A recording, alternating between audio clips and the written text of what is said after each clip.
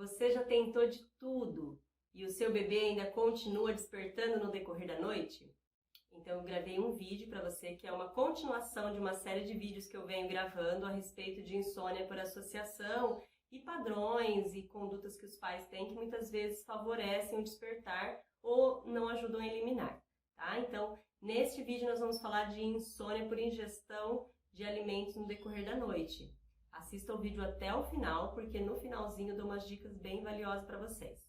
Lembre-se também de se inscrever aqui no canal para você não perder nenhum vídeo dessa sequência e depois curtir e compartilhar com outras famílias para a gente levar essa informação para outras mamães que também podem ter as mesmas questões aí que você tem com o seu bebê, tá? Tem um canal também no Instagram, que lá eu posto os vídeos diários sobre desenvolvimento infantil e o sono da criança também. Meu nome é Roselane Viana, eu sou psicóloga, especialista em atendimento infantil e orientação familiar.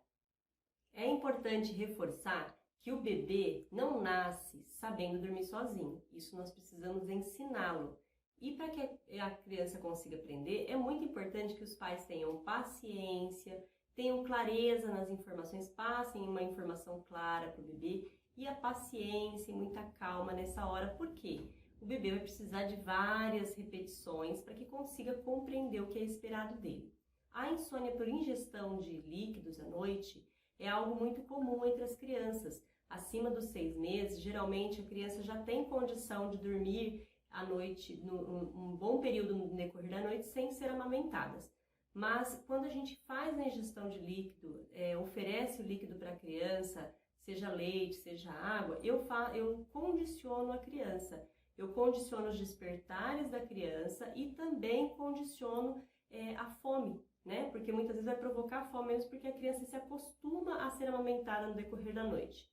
Nós precisamos lembrar que a criança utiliza o peito da mãe não apenas para se alimentar, mas muitas vezes, uma boa parte das vezes, né, a criança utiliza também o leite, o peito, para poder se acalmar, para se acalentar, né, para aquele conforto do peito da mãe, do colinho da mãe. Então, é algo que a criança vai solicitar à mãe muitas vezes, não é por uma necessidade de amamentação, é mais pelo conforto e esse amparo da mamãe. Nas primeiras semanas e meses de vida, é natural e esperado que o bebê desperte várias vezes no decorrer da noite, a cada 3 horas, a cada 4 horas para mamar, porque o bebê está crescendo muito rápido, está se desenvolvendo muito rápido, aprendendo várias coisas e tem um gasto de energia muito grande. E a sua capacidade de armazenar o leite ainda é pequenininha, então a criança precisa despertar mais vezes para amamentar. Conforme as semanas passam e o tempo que ela consegue ficar sem mamar também aumenta e isso vai refletir aí no sono da noite, a criança ficando de 4 até 6 horas sem mamar. Então uma criança aí de 3, 4 meses vai acordar 2 ou 3 vezes para mamar e uma criança de 6 meses no máximo 1 ou 2 vezes. E aí próximo dos 8 meses a criança, algumas ainda despertam uma vez no decorrer da noite para solicitar a amamentação.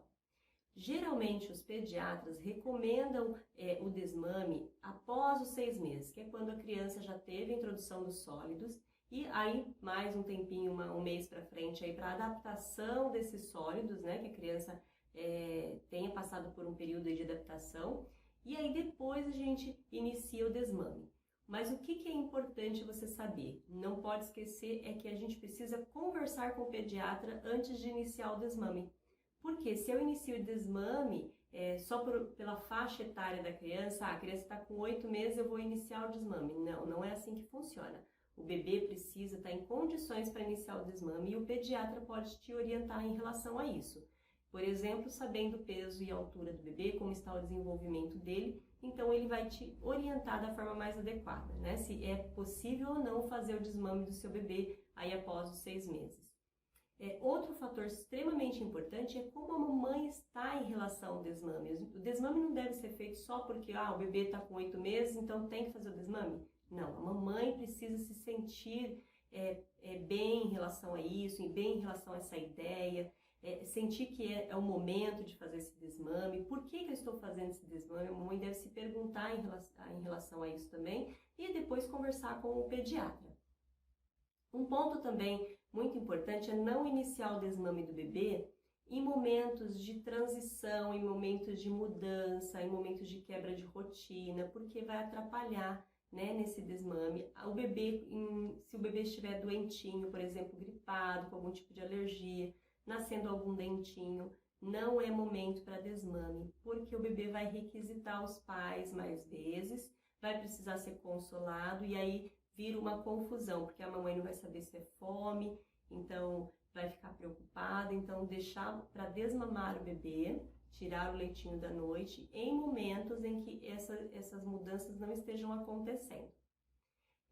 Vai iniciar o desmame também, é muito importante a gente observar a alimentação diária do bebê. Durante o dia, aumentar a ingestão dos alimentos de acordo com a recomendação do pediatra e observar a hidratação do bebê para que ele não sinta fome nem seja no decorrer da noite.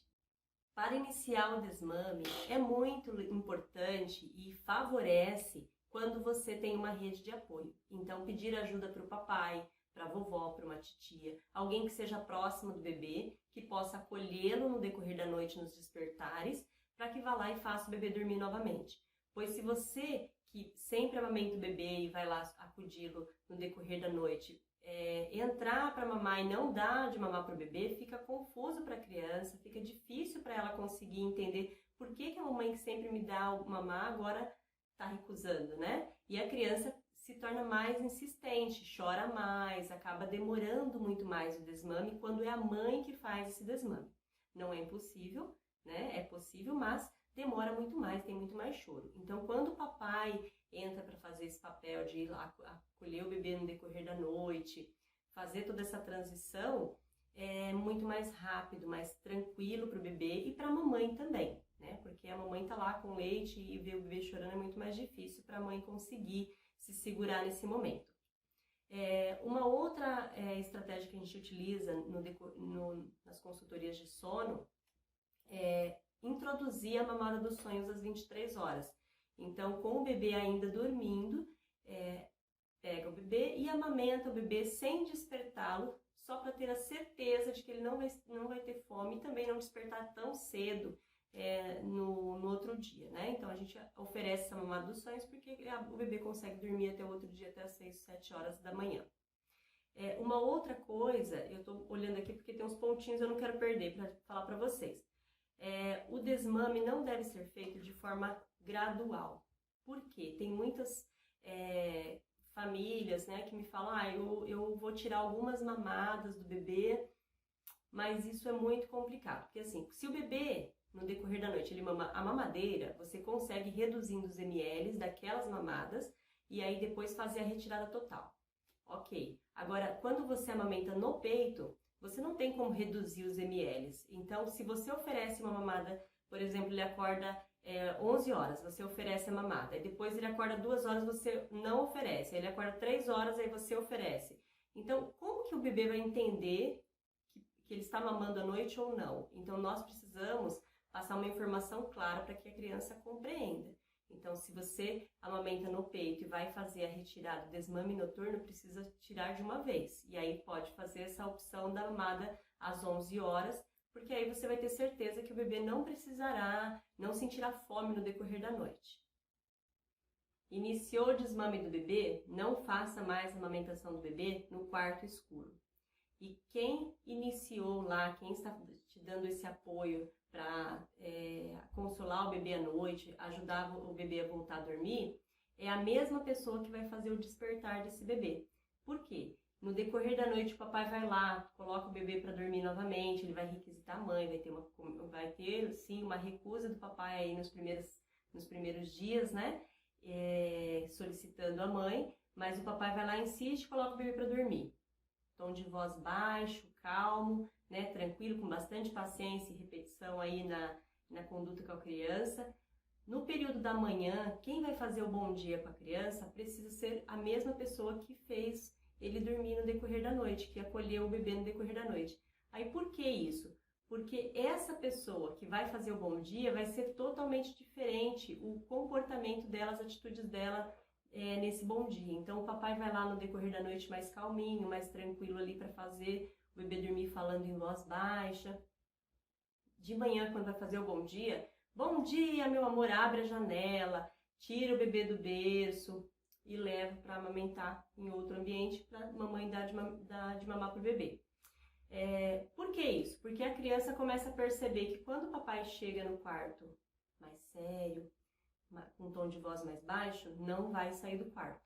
Mas de manhãzinha, quando o pai chega, abre a janela, fala com uma voz mais animada com ele, então agora eu vou sair do quarto. E aí, em alguns dias, a criança começa a entender essa diferença.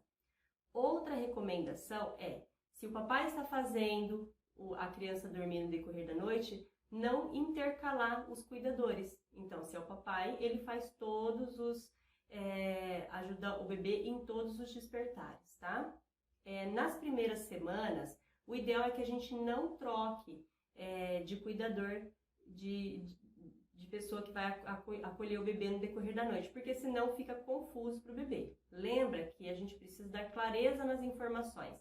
Então, se o pai puder ir várias semanas aí até consolidar esse desmame, aí depois a mamãe pode entrar para fazer esse revezamento com o papai. Mas aí é importante manter manter a permanência do papai por várias semanas, sendo apenas ele, indo fazer aí o acolhimento do bebê à noite para favorecer e facilitar o desmame para o bebê, fica mais tranquilo, o bebê chora menos, né? Então eu adoto isso com os pais em consultoria e geralmente dá super certo.